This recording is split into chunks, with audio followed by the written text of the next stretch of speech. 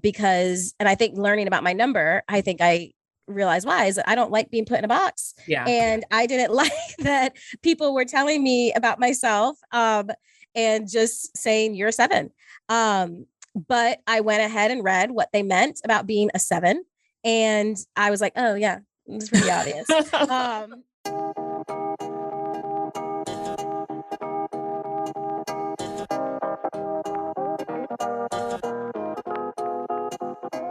I'm Kim.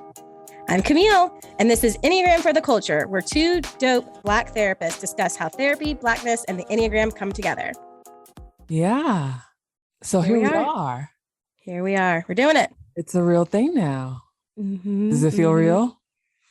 Yes. What are you feeling? Excited. I'm stoked. I'm ready. I feel like we've been thinking about this for a while, and I was thinking we actually probably first started talking about the Enneagram, like this is around the spring that we were at that conference. I mean, the fall that we were at this conference. And so it's probably been like 4 years. You thinking about the one in Nashville? No, the one here in Charlotte. The Black Mental Health Conference. When I first I thought, yes. And that was about four years ago, I think. Yeah. So I guess we should talk about who we are. Yeah. So like I said, I'm Kim. I'm a therapist. I have a group practice here in Charlotte, North Carolina. Most of my clients are Black people, mostly women, very high achieving, driven, determined, amazing women I get to work with. And most of my folks are being impacted by anxiety and some mood stuff, depression. Consider myself to be a clinician that specializes in trauma. And I love what I do. It's a good job. It is. Yeah. It's like my favorite thing is that we have such an honor to do what we do. And I loved how you talked about how amazing your clients are. I feel so similar. So I also am a therapist in Raleigh, North Carolina, and I do private practice. I co-own a practice with one of my best friends, and I see mainly adults and some college students. Again, very functioning, high achieving folks who are doing amazing things in their lives. I would say that I see majority Black people, which is good and a special part of the job. And I would say that I'm working with a lot of anxiety, depression, life, relationships, just the stuff that's hard, and trying to kind of untangle some unhelpful narratives and try and step into something new. So obviously we're both clinicians, and we go back a little, like more than a little bit at this point, Camille. Yeah. So time flies, man. We've met in like 2012. We were working at a community mental health place, and it was hard work. Yes. Bless. Do not want to go back to those days, but we did it. Yeah. And it sharpened us. It did. And hard work, but I'm so thankful for those experiences. And yes, especially thankful that at that particular agency, it led us to cross paths, and we connected and stayed buddies, colleagues, but really grown as friends. And so, yeah, it's people talk about how time flies, but it really does amaze me that to look up and realize that we've been friends for as long as we have. So yeah. And it's been fun to see both of us evolve, right? Like starting off in community mental health. So personally and professionally seeing each other evolve. You moving to Charlotte, getting stuff up and running with work and the practice, and then my practice. So that's the cool thing about long-term relationships and friendships, right? Like you get to see that person change and go through different stages of their life. And it has been a joy to do that with you. Likewise, friend. Likewise. And here's a new chapter. Yes. I love that you are working in your group practice with your best friend or one of your best friends. I love the idea of being able to work with people that you know and trust. So I'm excited for us to be doing this together. Finally. Finally. And we're going to be talking about the Enneagram. So let's we introduce ourselves. So we'll introduce how we learned about the Enneagram. And our Enneagram origin stories is what I like to call it. Yeah. And so for me, I think in 2018, my friend group got a hold of the Enneagram. So they all like got into it, started reading the book, started talking about it. And I was not on the ground floor of that. But once they started talking about it, they started talking about it all the time. And because that's what people do when they learn about the Enneagram, usually, is it starts to just take over. And they were super excited about it. And so they were telling me that, hey, we think that you're a seven. We think that you're a seven. Oh, Um, they yep. brought they brought it to you. They brought it to me in a way that I thought was a little bit too forceful, actually.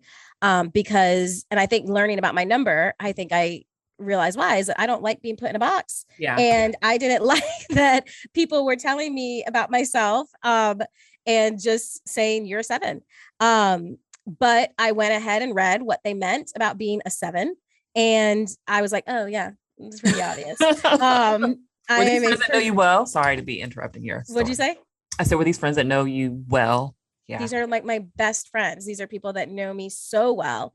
Um, and the second I read it, I was like, this is 100% true. I don't even think I looked at any other numbers. I was like, this is accurate. So I like to say I am a true full blown seven. Um, yep, that's me. So my origin story was people bringing it to me. And then in true seven fashion, I got super excited about it, went down my own rabbit hole with it, and wanted to share it from to the ends of the earth with everybody that I loved. I just wanted to have them be excited about too. And so I brought it to you. And that's where my Enneagram origin story starts. Yep. Is with you reaching out to me and saying, hey, like, we were probably having a conversation about other stuff. And you mentioned it and suggested I check it out. And then I think you um, sent me an email with some information in it. And I checked it out and took a test and landed on my type and was like, and read about my type and was like, no, and put it down and didn't pick it up again for another year. And then after that, really just was just at a different place a year later, personally and professionally, and picked it back up and took the test again and got the exact same type. And so I decided to try to really pay attention and look deeper within. We'll get into like some other things we love about the Enneagram later, but this is for sure one of mine. It can shed light on stuff that we have blind spots and don't pay attention to. And so that really resonated with me. And much like you, at that point, I was like, oh, like people need to know about this. And doing more research is like people did know about it, but it just wasn't people who look like me. So that further really intrigued me about this tool and utilizing it. And so, yeah, I was pretty on fire about it at that point. Went to trainings and eventually decided to do a certification program to be certified as a coach.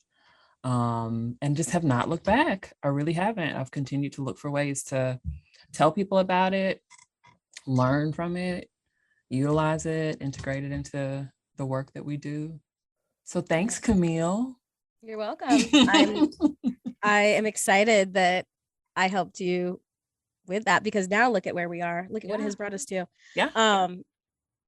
But yes, all of that, I think you touched on a really cool point about the Enneagram. And what I think for me, what makes the Enneagram a little bit different than other personality tests to me is that those blind spots, I feel like the Enneagram really highlights those to me more so than other personality tests. I would agree. sometimes a marker for me on a personality test is how much does a personality test tell me the shadow side, or how much does a personality test tell me the like the not so great things about my personality, the things that are hard to look at. And I have never been read more to filth by anything than the Enneagram. That when I read the shadow side of being a seven, or when I read the blind spots of being a seven, it hit me in such a way that I just felt so seen, but in a way that I try to hide. Um, Mhm. I was being seen for the things I try to hide. Yeah. And the fact that they could so the the personality system could so accurately name that stuff, these core fears, these core um, desires, things that I try and stay away from.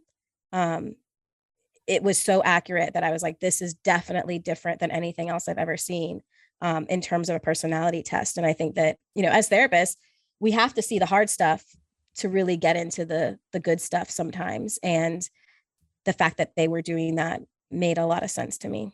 I would totally echo that. And so for me, the language piece was definitely something that I realized um, that was a part of this whole process for me, and realizing that this felt like a very different tool than other personality tests, was that there was language there that I didn't know was missing for me to help describe some of my stuff, my struggles. And so that part, and I hear that a lot when sharing it with others, just like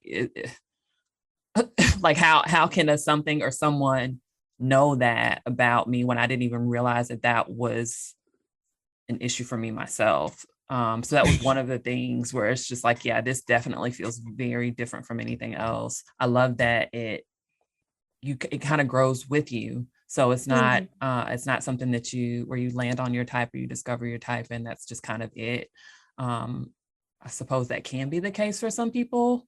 But in my experience and in most cases, as you the more you learn, the more you realize there's just so much more for you to learn. And so I love that about the Enneagram, that it's truly a tool that you can use on your journey to just having a better level of understanding about yourself and who you are and who you aren't.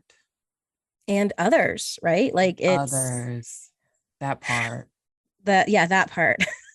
um, it's such a game changer in relationships, and having language for the people in my life and how they work and what their fears are and what their desires are, and what their motivations are. It helps me to have so much compassion for others, because even as I was joking that I felt like I was being read to filth by this thing, it also was so compassionate.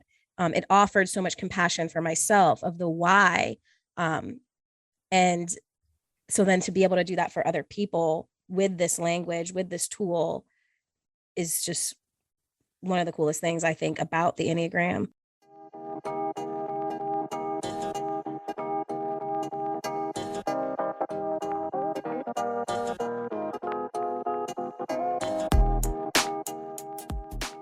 I think my favorite thing. So, what's your favorite thing about the Enneagram? I'll start. You can answer first. I think I said my favorite thing. I think my favorite thing about it is that it kind of it grows with you, or you can use it as a tool like on an ongoing basis. It doesn't have to be just something that you do just one time and it's like, okay, well, I know my type and that's it. Like if you are curious um or invested, I guess is maybe a better word I'm looking for, in a path that includes self work, self Mm-hmm. discovery, healing, that this is a tool that you can take with you along that lifelong path. Because, like I said, I feel like with this tool, the more you learn from it, the more you realize there's more for you to be aware of and more for you to learn, and it just keeps going. Um, I Which think, can be kind of overwhelming, right? yeah, Like the yeah, nature of, there's more, there's more, there's more. Sometimes it can feel like so much, and you want to digest it all in once. And I think it's important. It has been important for both of us to kind of say, no, you don't have to figure it all out at once. It's an ongoing journey. Exactly. Yeah. That part of me that likes to know things and like really know it and be an expert in it um is challenged by this, which is one of my favorite things about it. It's a delicate balance. It keeps me in check. But yeah, it's just like it's a tool that you can use on this path. What about you? Okay, my favorite thing, which I always have a really hard time picking one favorite thing, it's one of my Yeah, flaws. I have If someone asks me what's my same. favorite ice cream, I'm like these three. Like, and then that defeats the purpose because a favorite is supposed to be one, a favorite. So I it's always feel hard you. I get annoyed actually when people ask me like my favorite. I'm like, ugh, choose. There's so many great flavors. there's so many great flavors. But I do have a favorite one ice cream actually. It's chocolate chip cookie dough. So it's just one answer. But my favorite thing about the Enneagram, it's hard to pick one, but my one favorite thing is that it's dynamic and it moves, or you can move with it in the sense that I felt like other personality tests, it's like you would take the test and you would be, an ENFJ. And that was it. You were an ENFJ. There wasn't anything to grow from being that thing. There wasn't anything to work on from being that thing. It just sort of told you about yourself. And then there was a period at the end. Yeah. And I think my favorite thing about the Enneagram is that it tells you about yourself. And then there's a wealth of information about now what. And that there's a dynamic nature to that of like, okay, well, you can lean into this, or you can lean into that, or you can use this scale to look at like your development like levels, and you can see how you interact in this way and that way in different situations. And so it created so much movement in a way that I had not seen other personality tests do. And I like that. I don't want to be just stuck somewhere. Oh I yeah. want to have my number and then see how it can flex and grow and shift within that same number, but that there's different flavors and a dynamicness about it is I my feel favorite that. thing. I feel that. I feel that. Mm-hmm. Definitely. I think that's something that a lot of people can get, or I hear people get annoyed about, or maybe even have some skepticism about when it comes to something called a personality test or tool is, oh, you're just trying to label me or put me in a box. And with this, it's like, no, it's quite the opposite. Like the whole thing about this is you using this tool to help you understand what your box is so that you have, again, the language and the clarity about what it means for you to not be in a box. I mean, we'll get into this, but we learn about our personality so that we can see how we box ourselves in, how we put on masks, what our defense mechanisms are. And that stuff is not truly who we are. So we don't believe that you are your number. We don't believe you are your type. Our essence is so much more than that. And this helps us to be able to see very clearly when you are stuck or when you are in that box and what your options are, what the path can look like for you to choose to not continue to stay, because it can get comfy in there in that box. It can get really good, comfy and cozy, and right, you know what to expect. Yeah. But when you I mean, don't I, want to do the same things, it gives you options. I love the comfy thing because we know this as people, and I think we both believe this as therapists, that like we do things for a pretty good reason. Like Mm-hmm. we're not out here trying to make messes just to make a mess. Mm-hmm. There's a reason why we're doing something, even if it is something that's maladaptive. Yeah. And so we can, with the Enneagram, like you said, our personality can get really cozy because there's a reason why, and Yeah. there's some protective factor or some thing that we're striving for, but then it can maybe get a little bit maladaptive. And that's why I think when the Enneagram shows us some of those maladaptive behaviors, we're able to say, oh, okay, yep, I see why I'm in the box. I see why it feels really cozy in here, but I'm still in a box. Yep. That's not where I want to be. So Yep. I need to figure out how to start to step out of that box and do something different. Yep. So that's exactly how I use it. Mm-hmm.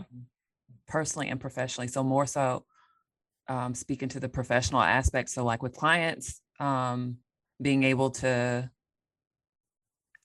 use this tool to help us point out like what's going on at your core. We mentioned blind spots earlier. So using this tool can really help us understand. So you understand what you're, once you land on your type, hopefully the process through which you discovered that had something to do with you resonating with those core motivators at your core. What is it that you really fear? What is it that you're really longing for? What is it that you really desire?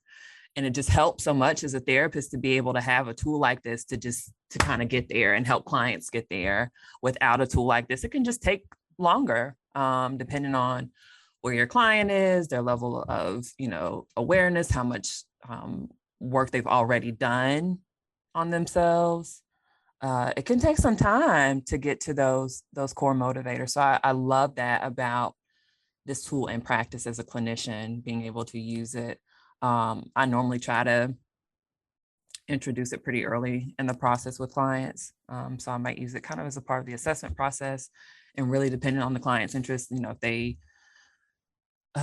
land on their type, it really resonates with them and they want to continue to talk about what that means for them, then we continue to use it pretty much just throughout the process of working together. And then you have some clients who it's just kind of like, meh, yeah, that makes sense. And they don't really feel like it's so that's very helpful for them in their therapeutic process to use it. So that's what it looks like for me professionally. What about you? Yeah, How do you I use think the it? same. I think the same in all those ways. I would say it also helps me professionally as a counselor to understand my client better too. So not only can I use it to help their development, but it helps me understand them.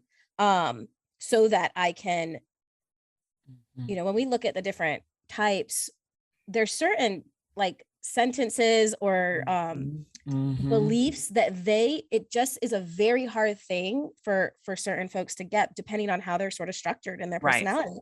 And so if I know that if I'm sitting across from a certain client and I know that, gosh, they're going to have a really hard time understanding this concept because that feels so foreign to them and the way that they're built, then I know that I'm going to um, have them connect to that belief in a different way, or I'm going to have to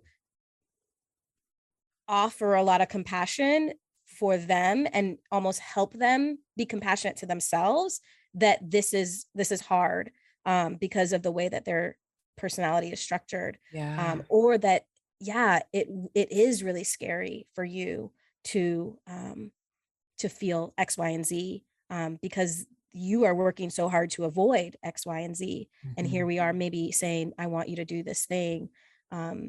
Or this might be a place that we're lacking. And that's really hard. Yeah, Um, I love so that. yeah, I think that even internally in a session, Yeah. a lot of times I am sort of running through um, their personality structure and kind of running through what I know about their number and their type, to sort of just have a good working knowledge a little bit. Absolutely.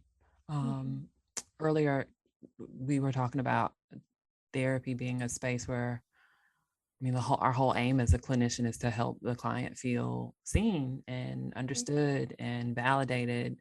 And this will speak to also how I use this tool, like how I use the Enneagram personally. But just echoing what you just said, how the insight we can have by knowing somebody's personality type, their Enneagram type, we're able to kind of understand in a way that would be really has been really hard before using it, or again it just takes a lot more time. Mhm. um and I've seen, and you can kind of feel clients feeling seen and understood and validated, like you said already, Camille, even if it's just like with just certain words. um for example, with eights, like, vulnerability and weakness and soft and sensitivity, those are all words that we know you have to use in a different way with more grace and possibly thought, and strategy with a protector versus a two, Mhm. or a four. Mhm. So personally, that's the case for me also. Being able to know somebody's type in my personal circles or in my personal relationships, just the opportunity to be more empathetic and understanding at times where, when we don't understand each other, that can really cause conflict, tension, rifts, or disconnect. And with this tool, it's an opportunity for it to be the opposite, for what those areas where we don't understand or don't see eye to eye. Using this tool, you have an opportunity to understand in a very real way. So that's how I use it personally, is I try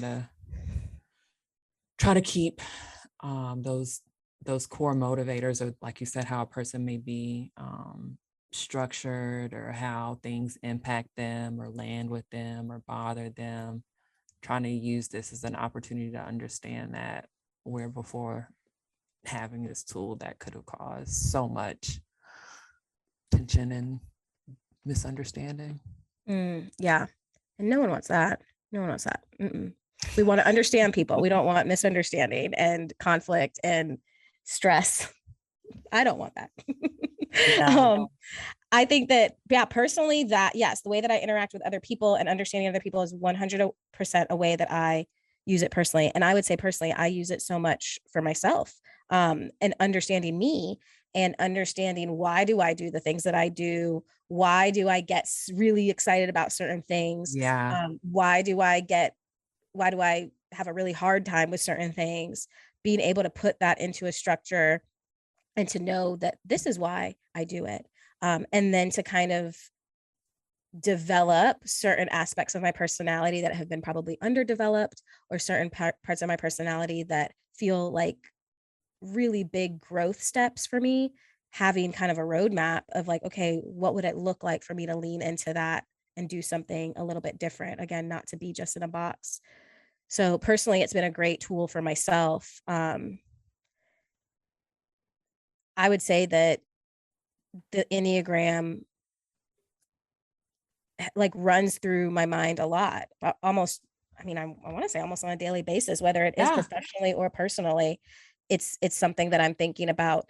And a lot of times it's under the lens of grace and compassion, of whether for myself or for others. Mm-hmm. Mm-hmm. Absolutely agree.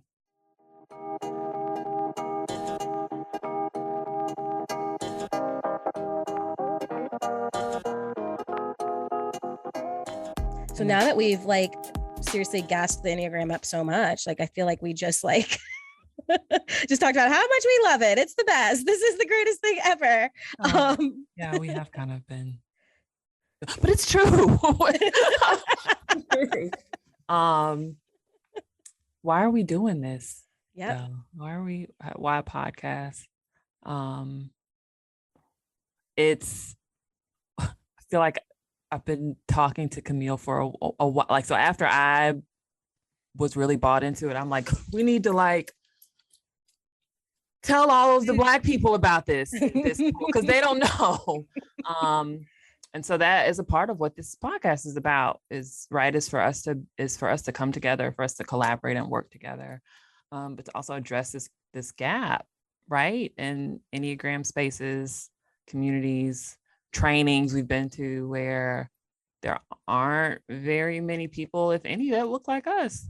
No, I mean, pretty quickly when you dip your toe into the Enneagram pool, and start doing your research, it's overwhelmingly white.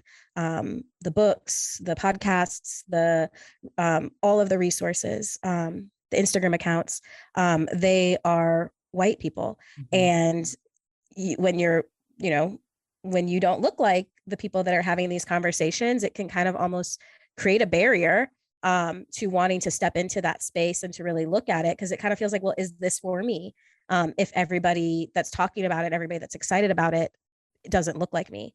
Mm-hmm. And so, yeah, a podcast we don't think that's right.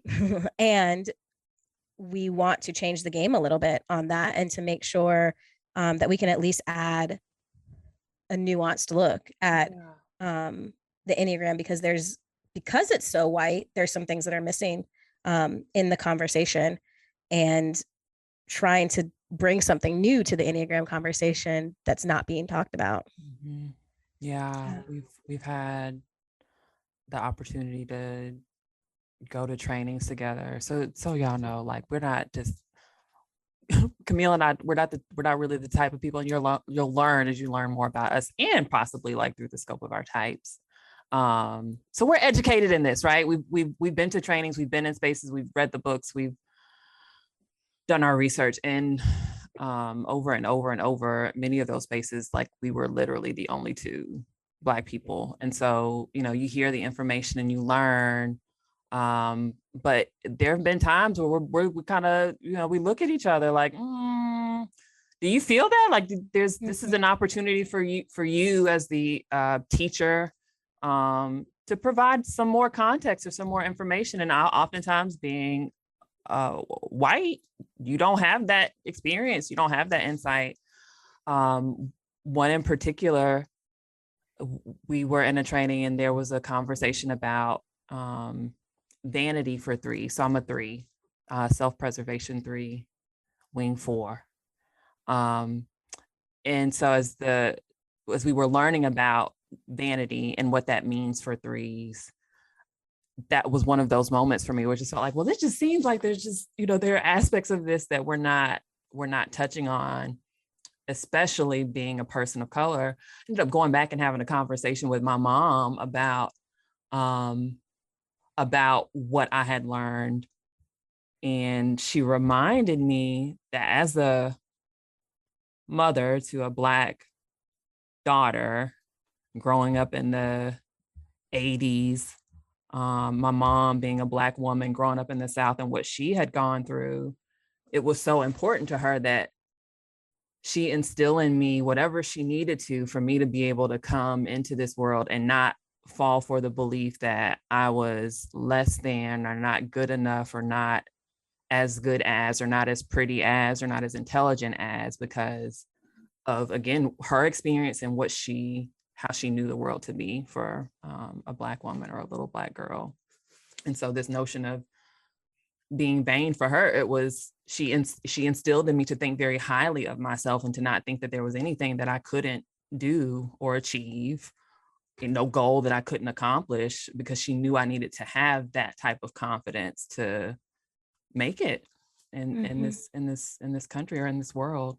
And so, as an adult and as a very proud Black woman, I so appreciate that. But that was one of those moments where it just felt like, as I was learning about a three and how being aware of vanity and what that looks like for threes, why that's important, not having that piece of the conversation or leaving room for that piece of the conversation was one of those moments for me where I felt seen, but not really seen.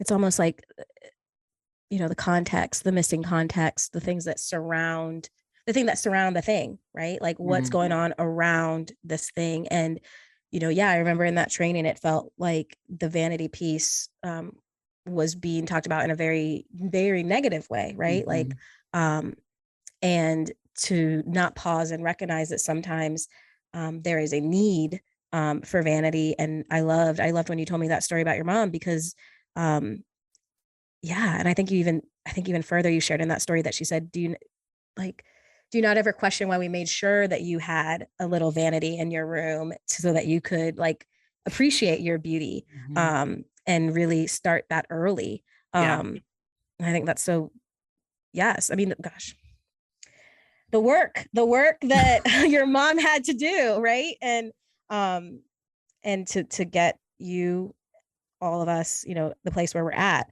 And so, yeah, those trainings that miss some of it. Yep. Some of it. And we were just talking about this morning, that I think a lot of times in trainings and in the work and the literature around the Enneagram, very easily people talk about gender.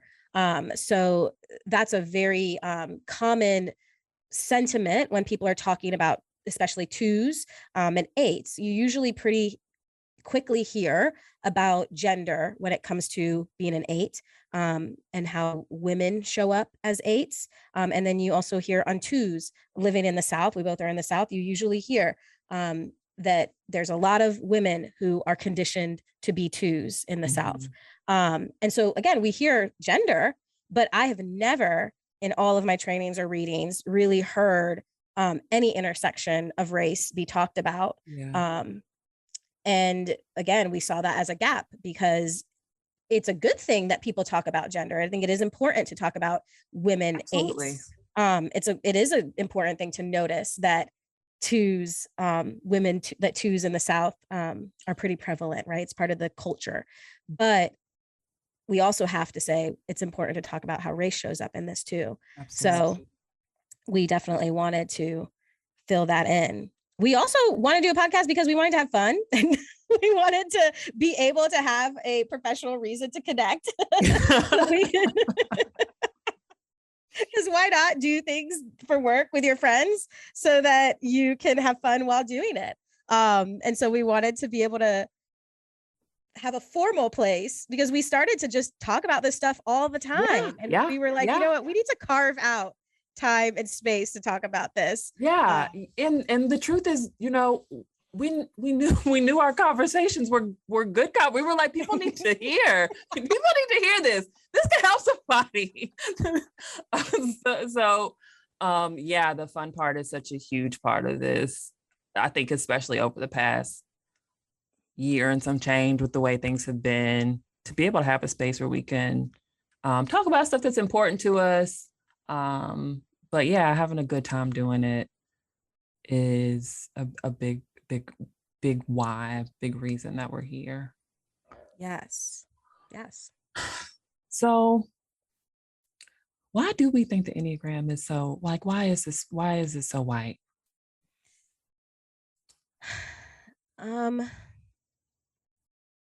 I don't know. You start us off. I don't know if I have a great answer off the top of my head. I don't know. I don't know if I do either. And I think that's okay. I think that can be a part of what we're paying attention to and asking ourselves, like, through this journey, throughout this podcast. But that's a resonating question for both of us, right? That has contributed to why we're here. It's like, why isn't there more diversity? Why isn't there more representation? Why aren't there more teachers who look like us, who can help provide language and context to us so that we can understand and reap some of the benefits of a tool like this also? Yeah, because it's not for, the times that we have shared it with our Black colleagues, clients, friends, it lands just the same as it would land. So it's not for that reason, right? I think sometimes I've had some Black, so with Black people in the South, not trying to make a generalization, but for us, like, faith for many of us is a big part of our culture, our community, and how we identify. And I think for a lot of Black people, when they see the Enneagram, they're like, oh no, that looks like something that I just should, no, I'm not even in. So just the way it looks. And then I think the other part is just going back to lack of representation. People getting hung up on the word, when you look at it, it doesn't look like it's pronounced Enneagram. So what does it look like it's pronounced to you? I think it looks like Enneagram. I think it looks intimidating. It definitely looks intimidating. And it also sounds intimidating, right? Yes. Like, what are you saying? I hate that when I'm like, have you heard of the Enneagram? And they're like, what are you even saying? Like, can you please, like, what is that word that is coming out of your mouth? Enneagram. And then you show them a picture and they're even more like, what is this that you're showing me? And then there's arrows and triads and all this stuff that we're going to get into in another episode that you even more like, it's like a foreign language. Yes. But when you can get through all of that and actually get to the wisdom and the knowledge and opportunity that is within, learning about the system, then yes, I totally agree. It lands with people, but people feel seen, people feel read. I hear that so much. Like, I feel like I just got read. So, and I think that with the spirituality piece, there is, I would say, not only is the Enneagram very white, it's also very white evangelical. And so there's, sometimes you'll see on church websites, like the pastor has his Enneagram, like the whole staff has their Enneagram listed. So I wanted to just touch on that too. If you're listening to this and you are like, I'm not convinced that I can mix the Enneagram with my faith, it can be done. I think that there's a lot of schools of thought that really weave spirituality and their faith into the Enneagram in a very beautiful way. So I don't think the two have to be mutually exclusive. right. And I think that sometimes in Black traditions of faith, there is a pause to a fair pause of there's a reason why there's a pause to other things sort of coming into that, and wanting to keep things, kind of pure and one way. And there's a hesitancy with kind of newfangled things, again, for legit reason. And so when you show this thing, it's sort of like, how does this fit into Jesus and the Bible and all of that? Yeah. But it like you said, so this does not replace that, any of that. I think it's so important for us to understand that it doesn't replace the word. It doesn't replace your faith. Like, it's just another tool that you can use in addition to those things, therapy, a coach, life coach, et cetera. All of those things like this can integrate and work with those things. It's not about working against it. And that's what we want to do, right? Yes. Like, that's what we want to have a conversation about, is how can you use it as a healthy tool of development, just like you would use the other things that you're saying that unfortunately, sadly, were not accessible or accepted by people that looked like us. And weren't weren't for us, and for us to be able to kind of take it and share it. So what are we going to do on this podcast? I know, I was about to ask you the same thing. Other than just chit chat. No, we really do. We want to be able, this first season of the podcast is sort of going to be that question of why is it so white? And so really taking us on a journey and looking at some of the gaps that the way that we're taught about certain numbers and certain types are missing certain information around race. So what we want to do is our next episode will be a little bit more about what is the Enneagram, because blessings to all of you that have listened this long and are still even wondering what the hell we're talking about. Next episode, don't leave us. Next episode, we will talk about what is this thing in a general sense. And then from there, each episode will dive into each number. Again, blessings if you have been even scratching your head when we say number or type. So we will dive deeper into each number, each episode. We realize that we're so, perhaps because we're so deep in it, that we planned this whole season out and realized we didn't even have anything where we were just going to cover what this thing is. So we're going to make sure that we do that. And it's going to be a journey. And I think that that's such an important, in my experience, like reminding myself of that. I find myself reminding clients of that, friends of that, people, like it's a journey. So we're going to be very intentional about circling back around and making sure we do provide kind of a foundation level of understanding about what the Enneagram is. And then we're going to do a deep dive and kind of bring more of this all together. And we'll continue to provide information as we're doing those deep dives, because it is a lot. It can be a lot. And like Camille said earlier, it can feel overwhelming. We talk about, going down rabbit holes. And so stick with us. And I also love that both of us have such a propensity, and we'll definitely talk about this more probably in our next episode, where we talk about motivations and why motivations are different than behavior, right? And that for both of us who are two different numbers, we can go down a rabbit hole. Like wanting to take it all in is similar between the two of us, but the motivation is different. And which again, the Enneagram, going back to why we love it, is because another personality test would just sort of stop at, okay, you both go down a rabbit hole, but not dig in deeper to the why each of us does that, and what we're motivated by to do that behavior. The motivations part is so key.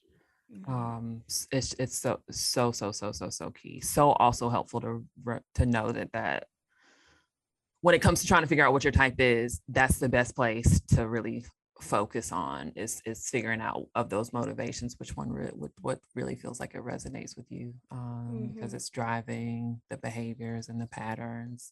And you're right, other tests don't get at that. They miss that. No, it will just talk about like you do this, and not give any understanding as to why. So we're excited to go on this journey with you. And so each episode will be, like she said, a deep dive. And then in that episode, in each deep dive, we will talk about how race specifically intersects with that number, and kind of flesh that out a little bit. And we're excited to go on this journey with you guys as listeners. Kim, where can folks find you if they want to learn more about you? Folks can find me on Instagram at KReeseLCSW. Folks can find me at my practice on Instagram, and that is at the Reese Collective, or online at www.kimberlyreeselcsw.com. What about you? Where can they find you? Folks can find me on the Instagram at camille.logan.lcmhc. And they can also find my practice website at www.thekccollective.com. And Kim, where can people find the both of us? They can find us at Enneagram for the Culture on Instagram or Facebook. And you can check us out online at enneagramfortheculture.com. That's it. Is that a wrap? It's a wrap. This first one's a wrap. We'll see you in the next episode. We'll see you in the next episode.